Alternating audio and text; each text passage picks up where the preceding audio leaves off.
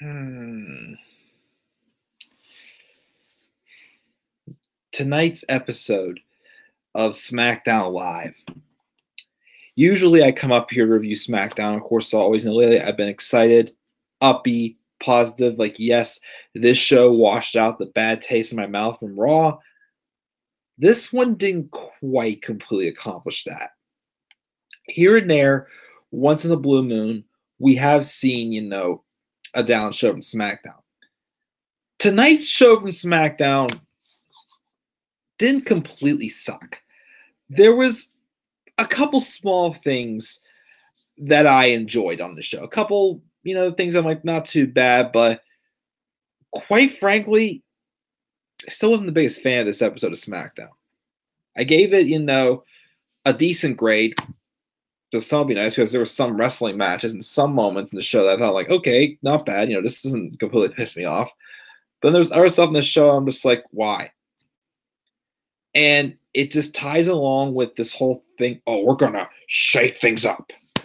I'll talk about that briefly in a second because after the cheap review I did last night, which I do apologize about. But guys, what's going on? This is the Club with the Man 1993. And in the spirit of Christmas, like I've been doing, the past couple of years, I'll be doing my next reviews, the rest of this week since we put them up last night, yesterday. And next week, with it being the holiday, maybe for New Year's, I think probably also do it. But I have, my little mini Christmas tree right here in the background right here with all my ornaments on it. And yes, as always, I still have my table, ladder, and chair ornament. My chair ornaments actually right around the corner right here. I got for Christmas one year. But just to add some of my wrestling spirit to my, my little tree. But of course, there's the regular tree downstairs.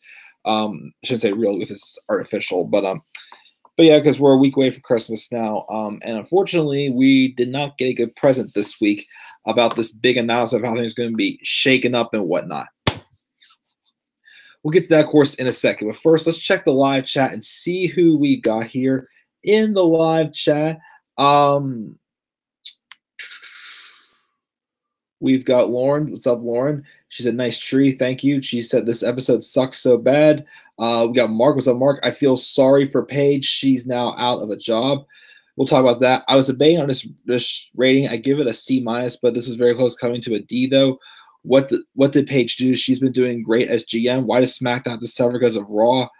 I definitely did. You catch the spoilers for next week's show? I did not catch next week's show. No Randy tonight. No Ray, for sure. No Steph. At all. 1 week till Christmas for sure. It's coming up quick. I just need to wrap my gifts, which I'm wrapping them tomorrow. Raw only needs to be spoken up. Why SmackDown? We'll get to that in a second. Rusev Nakamura and Hardy versus Joe should have been on TLC, Mark said. Could have been very high matches. Lauren thought that Asuka and Naomi was the best match of the night. Wasn't bad. I did like the main event, though. I'll get that correct. I did enjoy the main event, actually. Seeing Mustafa Ali get a little bit of a rub also, because Mustafa Ali apparently is now officially a member of SmackDown Live, which, I'm cool with that.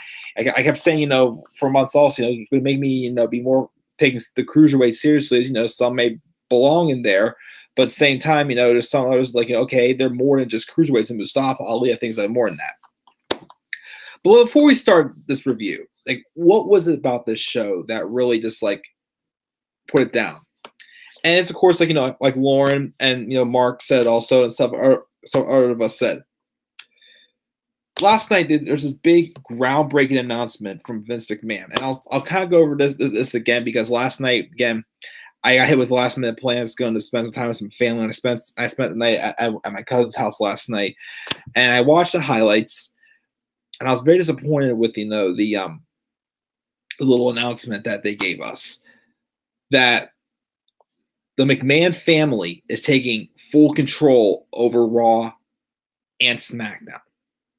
But let me get this straight here. Last week, Seth Rollins came down and blamed Baron Corbin for how bad Raw has been. He blamed Corbin in general. So Corbin's position is the one that needs to be replaced, right? So why is the whole McMahon family coming out of nowhere where we've seen them on screen how many times? Stephanie and Shane don't get along. There's no secret at all whatsoever. Shane's, been against, what his father's done at the times too. There's no secret. The only thing I think of is they're having Triple H being told that he's going to be part of running the show.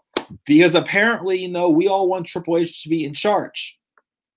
So now Vince is having me and could be like, oh, well, I want to be in charge still too. So we'll have both myself and my son-in-law, Triple H.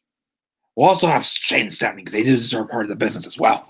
But we've seen these four run the show before. And then this is on-screen characters. I'm not talking about, creative. They're acting like, on-screen characters are going to make people think, oh, Triple H is having all the say in this as well.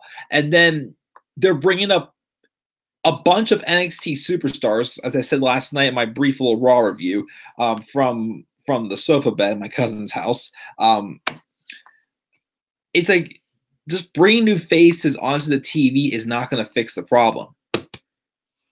Does Vince really think we're that stupid? And of course, what happened both nights? Vince was cheered for when he came out. Vince got a big time pop when he came out both nights. Fickle. Why? This whole story I thought was based around Raw. SmackDown's good. Like, it didn't have to go on SmackDown and just act like, oh, we're the best, whatnot. And it didn't have to do that. No. But you didn't have to make SmackDown a part of the storyline. SmackDown's fine. Like, I thought this is all based around, Corbin's job on Raw. Saying that, we're the authority now, whatnot. Give me a break. Nothing has changed. New faces, it's once again WWE typical. Oh, you wanted this? Well, here you go. But you do nothing with it. AJ Styles and Shinsuke Nakamura. We wanted the match, but I'm not saying it sucked, but it was not what it should have been. You're throwing all these new faces out there. Well, just them showing up is not going to be like the greatest thing ever. I could stand up on that ramp, but it's no different than Lars Sullivan staying on that ramp or something like that. It's not a difference. It's your product and your creativity and how it goes into it. That's what needs to change. Not what's on the screen, what's behind the scenes needs to change. Merely for Raw, not for SmackDown. But let's get into this. The show starts off with this whole backstage meeting thing. And long story short, basically, since the McMahons are running both shows now, Paige is not GM anymore.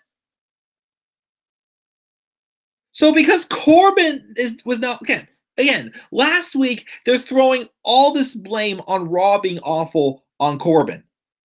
Then they're throwing it all on everyone and saying the McMahons. Apparently, the McMahons know best. If the McMahons know best, then why did Vince McMahon get fired from his position in 2011 on screen? And why did Triple H get relieved of his duties of running Raw as well? It makes no sense. So why, when Paige has done a great job, why is she getting punished? She's going to still be doing something else. What is it? What in God's name can Paige possibly be doing now if she's not general manager? I want to know, what is she going to do? That was not explained at all, which is definitely ridiculous. We have Becky Lynch then come out, get on a microphone and say she doesn't care who's running the show because she's in charge and she doesn't really do meetings. So she's out here with the people where the real business is conducted, which once again gets a good pop. And the only thing she wants from the McMahons is that they deliver Ronda Rousey to her, tells Ronda that she got in her business. She faced her down in her own dressing room and the ring. Ronda cost her title at TLC and didn't even have the decency to fight her. Pushed her ladder over inches away from victory. She's worked too hard for too long to let some Roddy Piper cosplay take it away from her. Charlotte comes out, telling Becky, take a number and stand behind the queen because Ronda stole her opportunity, claiming. Becky says her cosplay also calls her a cosplay also and says her days of standing behind her are long gone.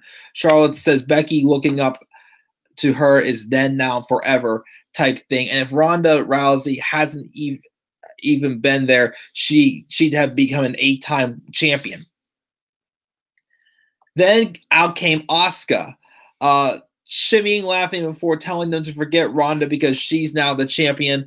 Lynch tells her to prove it, and Flair says she should be thankful she never beat her. And Becky calls her a paper champion, just going, you never beat me, you never beat me, you never beat me, I beat you, blah, blah, blah, all that.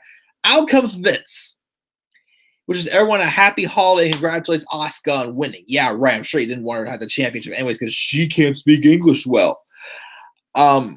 Because it's 2018, we need surreal moments like that in WWE. He tells Becky and Charlotte to stop making excuses for things that happen in anything goes match like TLC. First off, Becky was not making any excuses. I mean, yes, Ronda did get involved, but Becky deserves her rematch. Charlotte does not. And then Rousey said she was going to write the next chapter in both their careers, and they need to get over it and take it out on and take charge and take it out on her. And then and apparently again, Lauren told me earlier she heard a rumor. She heard one time they say that champions no longer get rematches now. Like, why? I can understand if it's a feud that's been going on for like how long, but why would you not let champion get a rematch? So Becky can't get a rematch now. Seth Rollins can't get a rematch now. Yeah, we're continuing the feud on Raw, the feud that's long over, the feud that had a god-awful wrestling match. Apparently, Vince McMahon was upset by the crowd chants. Well, once again, you should have put a freaking stipulation on that and not Bobby Lashley and Elias. But Becky's making excuses. Charlotte, who's had plenty of title opportunities, she didn't win. Becky, though, she at least deserves a title opportunity. But of course, this throughout the segment, so Becky came out, she felt like a face. Then when Asuka came out, she felt like the heel. I mean, yes, you can kind of make her over like a tweener and whatnot, but Becky has a point. Charlotte does not have a point. And the whole time, this whole thing with Vince, kissing up, saying, "Oh, Asuka, you want to defend the title?" And then out comes Naomi, and they set up a match with Asuka and Naomi taking on for the women's championship, which was a decent match, and it was nice seeing like a fresh face get a championship opportunity on SmackDown, and Naomi's reasonable, I'd say, to get a championship. So again, the match was not bad at all. I didn't mind it. But once again, the McMahons are just they're sounding like a parade, a 4-man parade of shameless ass kissers, as CM Punk calls everybody WWE. A parade of shameless ass kissers. They came out, we've not been doing good for you. Now you're the authority. Well, if you're the authority, then why aren't you doing these fan choice votes or whatnot? Or who do you want to see this and whatnot? No, the show still feels all about you. It's all about the McMahons. No, I'm sorry, it's all about Vince. Like, I was hoping last night Vince would come out and announce his retirement and whatnot. Nope, not happening. I thought he was going to handing things over to Triple H. Nope. Triple H is now running the show, but the four of them are. Nothing's changed. Like, that's why I barely talked about last night's Raw. Nothing changed at all. And it didn't need to be moved over to SmackDown also. It had to be just for Raw. That's all it had to happen for. I don't get why SmackDown has to be punished for this at the same time. We didn't have The Miz backstage go to the dressing room. Basically, he wants Shane. But Vince goes, "Oh, Shane can't come out and play. Ha, ha, ha." He pretty much just wants Vince's blessing to be Shane's tag team partner. Vince says he's never given anyone a blessing in his life, and Miz isn't getting one now, but he'll let him prove himself in a tag match that Vince is going to set up for. Then Vince slams the door in his face. We're told also that Byron Saxton is out sick. And he will be out next week and runs down the holiday week on the USA Network. But again, that probably isn't going to be next week, since SmackDown is taped for next week already. Again, the New Year's tapings for Pitt is going to be actually in Pittsburgh next Saturday, but I'm not going to be able to go. Oh God, this is part 1 of 2 of them. Another stuff I hate about this show.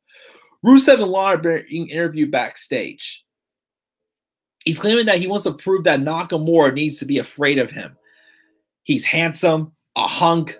He's got big biceps and a handsome beard that you could shave off and sell on eBay and make sweaters for babies and sell them for thousands of dollars. But Nakamura looks like Sonic the Hedgehog.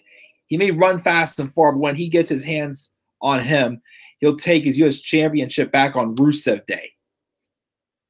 To think that not only is this U.S. title run with Nakamura been boring and awful, but you're now taking Rusev now as a babyface and just sabotaging him by telling he just needs to be how he was before, except, doing it to the heels. Not talking about, oh, he should be scared of me. I'm handsome. I got these big biceps and whatnot. I look like a hunk. People are going to be taking my beard and using it for their babies. Like, what is this? What is this garbage? And then to hear wait till you get to what Nakamura says. That's going to really set me off the edge there.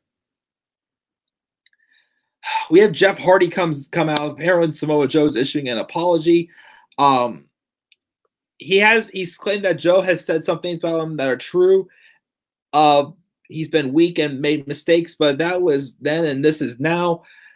Jeff wakes up every day and worships the fact that he's alive, well, and here. So Joe comes out. He apologizes because there's no apology. He's been forced to deceive him because this is more important. This is an intervention. He tells Jeff to look at him, and he knows him. He's known for a long time, and everyone's worried. It's a holiday season, and a man in his fragile condition, well, it can be really rough this time of year, and eventually his demons are going to come back to him. Jeff says the more he reminds him of his past, the more he tells him he's never going back. And his demons see right through Joe. Joe attacks people's weaknesses to cover up his insecurities. The fact that, of course, you've never been a champion for the 2 years you've been on the main roster, which was a nice little burn there. Joe tries to wave him involved, but then he charges into attack, but then Hardy has a twist of fate, and then Joe looks like he's about to kill him. So, I mean, that was all right, too. Like, this promo was like, okay, let's keep the story going. So I'm sure we're going to be getting a match between these two maybe next week or week after. Who knows when it's going to happen. If it didn't happen at TLC, so I'm probably going to happen soon. So we got that there, of course, as well, which that felt like, out of the whole thing, like not the whole, oh, McMahon given the opportunity thing. Although I was questioning why Jeff wasn't wearing his face paint. I was a little confused by that. We then have a mixed tag match with the Fabulous Truth taking on the Miz and Mandy Rose. I don't get why this had to happen for Miz to prove himself. Just have your mixed match challenge winners lose, which once again, it was two, low card people. No offense to me, Truth and Carmel by an entertaining act, but then win the mixed match challenge didn't feel like a big deal at all. Mandy Rose and Miz win after a skull-crushing finale on Miz and Truth. I know it's going to give Mandy a little bit of a rub as well, but Miz gets the win, so who knows what's going to happen. I guess I'll finish up since there's not much more to talk about. They also inform that, of course, this is also after they inform that Ali's officially on the SmackDown roster now again, which is awesome. I mean, not awful. They talk about the superstars who are coming up from NXT to Raw. I mean, to the main roster. Not for sure which ones. Yeah, which again is Lars Sullivan, which okay, EC3, which we'll see. Lacey Evans, again, not a fan of that one because it's haven't really been that impressive during NXT. I mean, yeah, she has something, but I need something more to get behind her. Nikki Cross found coming up and Heavy Machinery. So I guess no Velveteen Dream, Aleister Black, or oh gosh, who's the other one? Velveteen Dream, Aleister Black, and Undisputed Era yet. Who knows? The Usos come out. They say with all the changes, one thing must stay the same, and that they run SmackDown, and they've still got goal in their mind. And they basically say, they weren't pinned in the match on Sunday, which is how I wanted this feud to continue. So they call out the Bar, but then out came Gallows and Anderson, pretty much mentioning how it's been Usos, Bar, New Day week after week.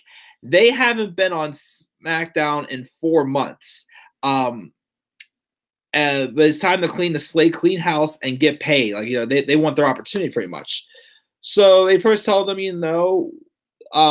that's not, they're not why they fell through the cracks, but if they don't step up, they'll get stepped on. And Usos don't back down for nobody.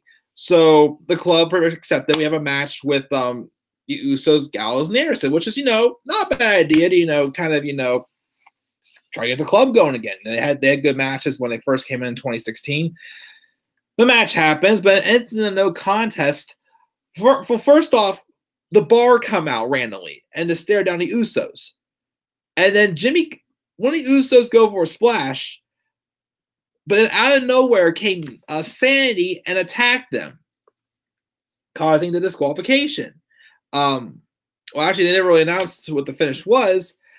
So then Sanity laid out the club and the Usos, which again was a good statement for them to make.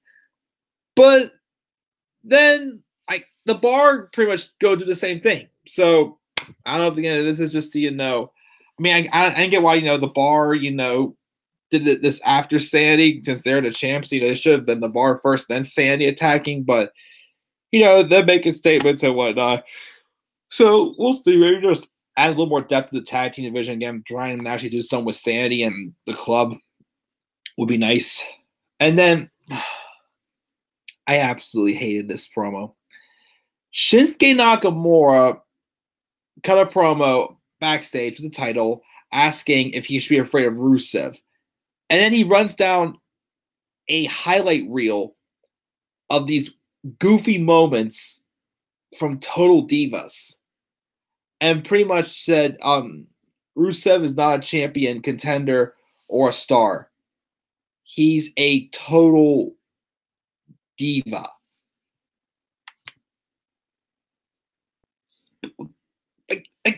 What? This whole thing with Rusev and Nakamura with this U.S. title has not been able to put on any type of interesting feud all whatsoever. And now Rusev is being booked around the fact that, he's a total diva. He likes to, say he's handsome. He likes to say beards and go on babies. It's like, is WWE trying to sabotage us with this Rusev babyface run? Because, honest to God, these promos are sounding awful. They make no sense. And now, once again, it's this whole idea of comedy that Vince feels needs to be put in every single segment, everything involved in the show. Comedy. It's got to be in there. Comedy is not for everyone. It's not meant for the club. It's not, Rusev can be funny, but this crap is not funny. It's not really meant for a heel Dean Ambrose, which is another reason why I feel Ambrose's heel run is not really setting the world on fire completely, because they're still trying to bring a comedy aspect out of it. Bobby Lashley and his favorite pose is not funny. Quit it with the comedy, Vince. Yes, some people are meant for comedy, but not everyone on the main roster is meant for a comedic act. The New Day then do some promo on their special on the network tomorrow.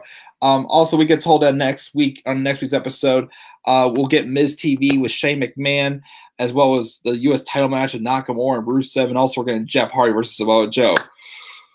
We have Daniel Bryan making an entrance. I guess on microphone saying he killed the Yes Movement and destroyed the house that AJ Styles built. But unlike us, he's not about destruction, but rather creation of something better. And here on SmackDown, he's creating a brave new world and understands we won't like it because we fear change. How else to explain all of us continuing to lead these lives of consumptions despite the evidence that we're destroying the planet that gives us life? And the people of California are the guiltiest of them all, and the city of Fresno ranks #1 in pollution in the state. He then proceeds to shame the crowd by shouting shame at him a bunch of times. He says Isaac Asimov once wrote that self-education is the only kind of education there is. For people like him and Isaac, that might work, but we wouldn't know wisdom if it was handed to us through a drive-through window. He warns the people not to try self-education because they will fail. Luckily for us, we have someone to teach us how to live. Of course, speaking of himself. We have the rest of the entrances. We had the tag match with AJ Styles, Mustafa Ali taking on the team of Daniel Bryan and Andrade Cien Almas. So the first time I've ever seen Almas on the main show. Not a bad tag match. Just kind of like another tag match. We got a taste of Ali last week when he faced Bryan in a pretty solid match. I thought this tag match was pretty solid, as well. But again, if there's no rematches for title opportunities, and AJ lost, so why is he still in the title feud then if that's the case? But he's about to beat Bryan, but Bryan got the upper hand. They were able to get almost out of the way.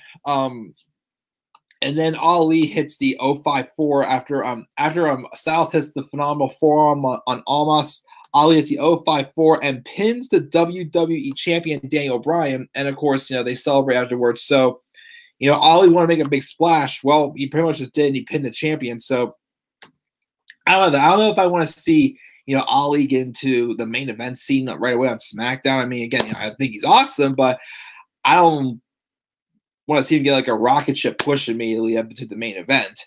You know what I mean? So, this tag match way was good, but, it did do more for me to want to see it in a time picture. But, I definitely hope he does get some serious booking on SmackDown. See where it goes. So that was a solid release. But that was basically the show. I just went through the whole show without checking the lodge. I'll check again shortly. But, once again, this whole idea of SmackDown now being under Ron McMahon, it's like, why? It just, if it wasn't for that, this show could have been a lot better. Like I graded, in my opinion. I gave it a C+. Like this show gets a C+ for me. But again, why is SmackDown experiencing this change? You didn't need the McMahons to come to SmackDown to make this change as well. SmackDown didn't need it. Raw was the one that needed it, for crying out loud. They could have had, Stephanie coming out saying, that my brother is, kicking butt on SmackDown Live. They're the ones getting the reactions and the best and whatnot. So I bring my father here. We're going to, take down Shane. Once again, competition between brands. This just makes no sense. This is just nothing. This is another one of these letdowns. And once again, like that hampered the show. Was it god-awful? No, but it was a downfall night for SmackDown, I just felt. So, and once again, we have nothing for the Rumble. No build at all towards anything for the Royal Rumble this week. Other than me announced that we're getting Brock and Braun at Royal Rumble, which you watch, Brock will retain. Brock will probably retain. This is doing nothing for me. C+ for SmackDown. Let's check the live chat and see what we got going on in the live chat, just to see. Let me see here.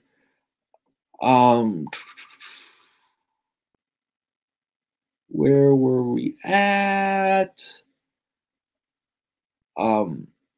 Yeah, the Nakamura promo was awesome. Jeff Hardy is facing Joe next week. They say Paige will still be there, but not in a GM role. Then what are they going to be doing with her? Mark says, I feel sorry for the current champions because if they lose, they don't get an automatic rematch, which once again is stupid. I did check out your rant video, Lauren, which was great. No freaking rematches now. Again, it doesn't make any sense. Like, why? Like why? Again, unless the feud's been going on and on and on and on, then why are champions not getting rematches anymore? I don't get it. Kind of disappointed in Shane's actions, and so is Vince. Triple H, Stephanie now all face all of a sudden. I don't know. Who the heck knows? Once again, all of a sudden they're all getting along. Those were smarks cheering for Vince. Why he's currently responsible for the bad product on Raw? Exactly. Once again, fickle because we're not happy with his booking, but then he does crap like this. I don't get it. We don't need new faces, new matches. We need a new creative team. Exactly. I feel sorry for the stars as well. And why couldn't NXT call-ups be a surprise? Pissed when they announced it for sure. So no more brand split. As of now, the brand split is, still intact. Once again, I keep saying I'm pro brand split. I want the brand split because it gives more opportunities. But you don't need all these championship titles. And I don't know. You need more competition between the brands, not just, again, if the brand split drops, then why have two shows? Why have 2 shows if the brand split drops again? What's up, Bowl of Eyes? He says, ugh. If I had the shakeup, I'd have Brock stripped, have Shane and Steph switch brands, announce a brand split day, announce Rumble matches. But now we had to have the McMahons take over. Why? Because it's always all about the McMahons. So you think creative had McMahon's take over, or was it all Vince? All Vince, probably. Who knows? Happy birthday also to Trish and Stone Cold, by the way. I saw Cena's schedule as well. He's only working live events until Raw on the 7th. He's returning on the 26th until the 14th. So who knows? He'll be around for Rumble or Mania. Not sure. And why would Vince say Becky's making excuses? She was just speaking the truth. Once again, Vince trying to sabotage Becky Lynch. Also, Becky sounds like a face one moment, then she sounds like a heel the next. You gotta balance in between. You know what I mean? But nope. Apparently, we're still trying to push Becky as a heel, which is not going to work because we're not going to boo her. Let's see here. Vince said rematches are no longer needed. Shut up, Vince. Vince blames Seth and Dean for we are boring. It's not their fault. Vince, it's creative, whoever is behind it, because once again, that feud is not meant to have a regular grappling wrestling match. No, that match should have had a stipulation. Was Vince laughing his head off at the whole guitar on a ladder match? Whatever heck screws it. Let's see here. What has Naomi done to deserve a title shot, though? I'm not bashing it, but why her? I mean, it's just an episode of SmackDown. It's like an open challenge, she hasn't had a champion opportunity in a while. And think about how she won the WrestleMania Battle Royale, whatnot. So, I mean, I didn't mind seeing Naomi getting a title shot. This was something different. No wonder Punk has beef with these 4. Is that why he left? Probably. If they cared about the fans, they'd have Cena turn heel, have Sasha go to SmackDown, strip Brock, have Orton Styles feud. That's what we want. But nope. Again, we didn't get what we wanted tonight. Punk will never come back and work for McMahon, so don't blame him. Holiday Week is not all hyped anymore. It is boring now for sure. Said watch Rusev win the title next week, which would be weird. WWE needs to announce the Rumble already. I understand it's 5 weeks away, but let's build to it some momentum for crying out loud. Well, I agree. Who's writing SmackDown again? Supposed to be Ryan Ward and Road Dogg, but who knows? She didn't really enjoy the main event shot. It was slow. I still thought it was a decent tag match, but that's fine. The Daniel Bryan sounds best moment of the night for her. Jeff and Joe need to be on pay-per-view for sure. Remember when Miracle of 34 Street Fights used to be a thing? Now it's all build. There's something I don't get, which Mark says I'll hear in a second. And that Paige was backstage because all the stars looked confused and didn't even react. Like, don't know if that was scripted or not, which once again, why Paige yesterday she was afraid she wouldn't be GM anymore, which once again, and then I don't know why Mandy and Miz teamed up. Shane Miz, a team now. Watch Miz turn face and Shane will have them face off at Mania. Who knows? When did they do video packages of now faces coming to WWE? There was no Velveteen Dream. No Velveteen Dream. No Aleister Black. No Undisputed Era either. Don't know if there's way longer. They're going to be more of a surprise. Who knows? Yeah, and this thing too. That and then last night they also had a Sami Zayn, Kevin Owens returning. It's like they're not going to be. I don't think they're going to be here right away. They're probably not going to be here for another 2 or 3 more months. I say they're going to be coming back. So just being another infomercial again. Who knows? I hope 2019 will be good for your mate, and hopefully not your main experiences won't be bad for sure. Send Nikki to SmackDown, EC3 to Raw, and Lars to Raw, and Head Machinery and Dream to SmackDown Live. Not bad. Use the club right for sure. I knew they get out of the title picture, which should be happening. Sandy does deserve a push for sure. You said barring out their participants in the Rumble. I have no idea if they did or not. This whole show was definitely confusing. Do you think we'll be getting a shake-up draft, or are we done? Who knows? Hashtag make WWE great again. Hashtag bring back T14. Make titles relevant again for sure, not just 50,000 titles. Could be better for ratings when it moves to Fox. Who knows? Comedy's meant for certain people for sure. Which shows do you think could pull off a funny segment? Maybe Miz? Yeah, Miz maybe. I don't know. And what's up with open challenges yesterday? Natty and Ronda now in a title match. Thought Natty would turn on her, but nah, who knows? Daniel wasn't good tonight. I love him, but who wrote this show tonight? Fickle, fickle, fickle. Who knows? I thought Natty or Ronda was going to turn heel. At this point, I still think it's going more with Ronda than Natty. Top 10 ways that McMahon should take over 2019 for sure. Hopefully, after 2018 is over, we'll get good storylines. Hoping, who knows? All the official members of SmackDown. Yeah, he officially is on SmackDown. Both shows were very disappointing. This is literally trying to make SmackDown Live bad, which again looks like to be the case. I don't understand why Shane and Steph are working together. What was the point of the brand split then? The McMahons don't need to be in charge. Give Kurt Angle and Paige their jobs back. I agree. Of course, the McMahons don't say anything about Brock. Who knows? Is Vince in charge of creative? I guess. You think Sammy and Owens will return as a team? I have no idea.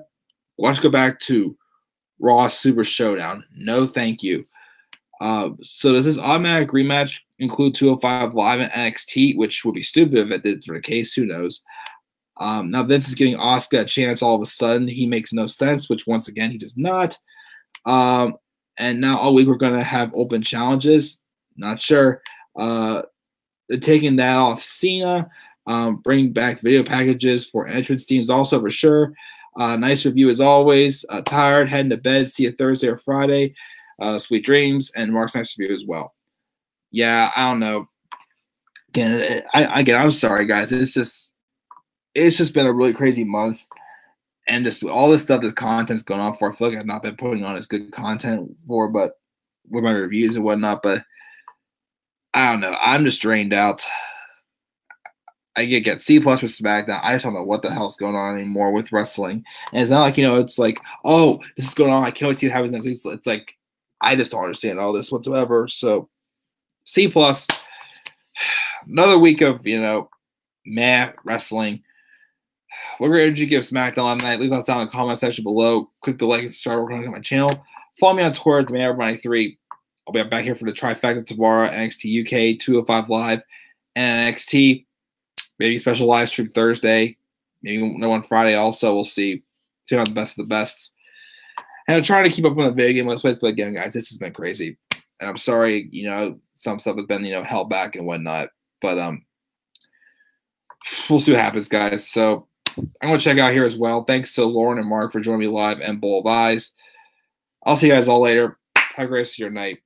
Peace out, everybody.